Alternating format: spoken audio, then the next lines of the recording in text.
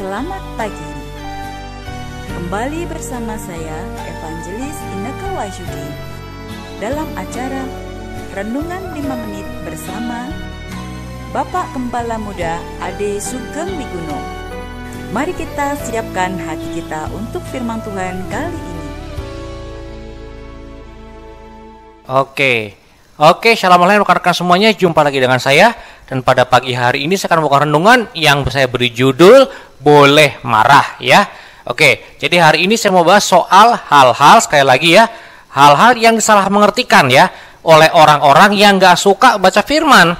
Jadi gak mudeng ya, sehingga kisah-kisah nenek moyang atau dongeng orang-orang tua ya, atau mungkin agama-agama lain ya masuk ke dalam teologi kita atau cara kita berpikir. Jadi hari ini mau saya bahas mengenai nggak boleh marah ya. Ada nggak sih ayatnya bilang nggak boleh marah ya? Kita buka dulu ya dari Efesus, surat Efesus pasal keempat ayat ke-20 dan ke-27 ya. Marahlah tapi janganlah berdosa.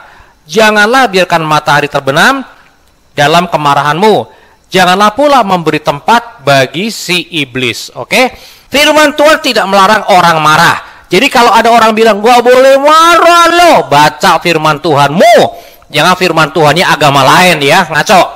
Anda peganglah firman Tuhanmu. Dan firman Tuhan dalam kitab Efesus ini dikatakan apa? Marahlah. Gak apa-apa, jadi boleh marah. Kalau memang harus marah, marah aja ya. Tapi diteruskan apa? Tapi janganlah berdosa.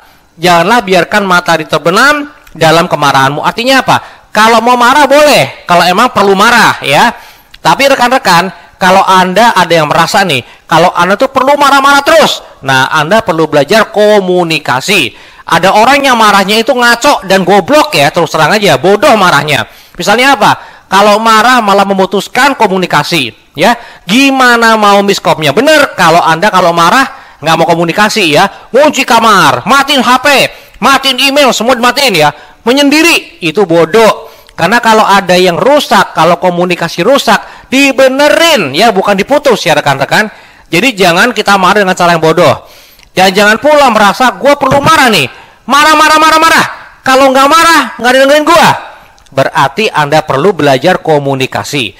Karena sebenarnya Anda bisa kok komunikasi yang baik sehingga orang lain dengar, sehingga pesan Anda didengarkan, sehingga hati Anda nyampe ke orang itu ya. Kalau Anda mutus hubungan malah nggak mau komunikasi, gimana mau komunikasi Anda lancar ke orang itu? Seringkali kita marah gara-gara apa? Kok lu nggak ngerti gua sih? Betul. Karena itu gimana caranya biar ngerti? Itu aja kan. Bukannya malah lu nggak ngerti gua, kan lu harusnya peramal, kan harusnya lu bisa menebak. Enggak rekan-rekan ya. Kita seringkali dibohongin sama orang-orang yang nggak boleh marah loh. Mana ayatnya? Tadi berkata apa? Marahlah. Tapi kalau marah ya, pertama, kalau marah jangan berdosa. Yang nggak betul berdosa. Misalnya apa? Kalau marah mukulin orang, mukul tuh nggak boleh, itu dosa ya. Tapi kalau marah boleh ya. Jadi boleh marah, tapi jangan berdosa. Kedua, kalau marah jangan lama-lama. Sama dengan sedih. Sedih juga boleh. Boleh nggak sedih? Boleh. Kalau Anda kehilangan sesuatu atau Anda kehilangan orang yang Anda kasih, misalnya bapak Anda meninggal, nggak mungkin dong Anda malah sorak-sorai bergembira ya kan? Kalau mau marah boleh, mau sedih boleh. Tapi tentuin, lu mau marah berapa lama. Kalau udah itu, move on. Ya, kasih waktu. Kapan misalnya? Kalau firman Tuhan kan jangan sampai matahari terbenam dalam kemarahanmu. Artinya apa? Ya udah, kalau marah sepanjang hari marah deh. Kalau udah sore, udah. Kalau orang Ibrani, sore itu artinya apa? Ganti hari. Jadi kalau marah jangan kelamaan, itu loh maksudnya ya teman-teman ya. Kalau marah sehari boleh, jangan kelamaan. Yang ketiga adalah apa?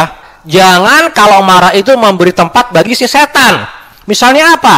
Kalau marah, gimana kalau udah marah? Ya udah, gue pergi dari rumah. Ada hal bagus apa kalau pergi dari rumah gitu loh ya? Hal bagus apa? Kalau udah malam terutama, ngapain pergi dari rumah? Marah ya udah marah aja, tapi dikontrol marahnya. Yang membangun marahnya. Emang bisa Pak marah yang membangun? Bisa banget. Boleh marah kalau apa? Membangun. Kok jadinya gue judi lagi, Anda marah? Boleh marah. Marah aja. Lepasin kalau marah. Tapi jangan sampai berbuat dosa dan jangan kelamaan. Karena tujuannya apa marahnya? Supaya Anda nggak berbuat dosa lagi kan? Nggak berbuat judi lagi kan? Jadi kalau marah tuh boleh. Tapi dikontrol, dipergunakan marah Anda. Karena emosi itu rekan-rekan, termasuk sedih, termasuk kecewa, itu diberikan oleh Tuhan kita buat apa? buat Anda improve ya. Sama kayak kecewa, misalnya ada orang ya yang nggak naik kelas, kecewa gua. Ya udah, boleh kecewa. Nah, tapi kecewanya itu mau Anda apain? Mau Anda pakai buat apa kecewanya? Yang bagus, yang konstruktif. Misalnya apa? Gua kecewa nih. Kenapa ujian gua kok gagal ya? Kok gua nggak lulus ya? Kecewa tuh wajar, kecewa aja. Tapi tujuannya apa kecewanya? Supaya lain kali nggak gagal lagi ujiannya. Jadi gimana biar kecewa lagi? Belajar, ya, usaha. Nah, teman-teman sama. Saya juga punya banyak masalah. Misalnya apa? Saya pernah sakit ya, stroke teman-teman. Nah, saya kecewa nggak? Kecewa. Karena gara-gara stroke itu, kehidupan saya berubah. Yang tadinya sehat, bisa kerja, bla bla bla, nggak bisa. Uang habis banyak, ya. Dan pada waktu orang Kristen hamba Tuhan sakit, yang Anda pikir ada tiba-tiba ada duit muncul segitu aja. Enggak, teman-teman ya. Tiba-tiba ada orang transfer 10 miliar. Enggak kayak gitu. Yang ada malah apa?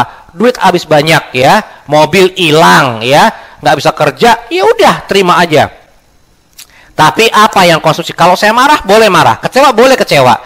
Harus ada sesuatu yang baik yang keluar. Yaitu apa? Jaga kesehatan ya. Jaga kesehatan.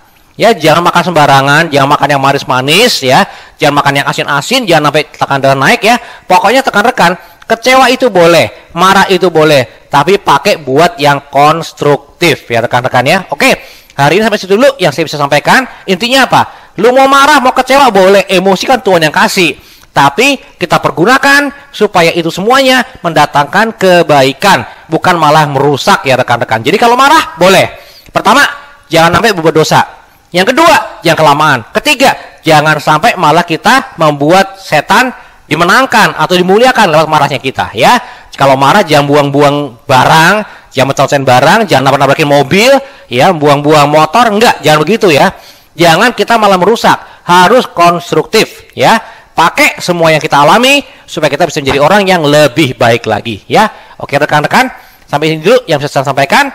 Bapak Yahweh memberkati saya dan Anda. Haleluya. Amin. Telah kita dengarkan firman Tuhan untuk kali ini. Tuhan memberkati.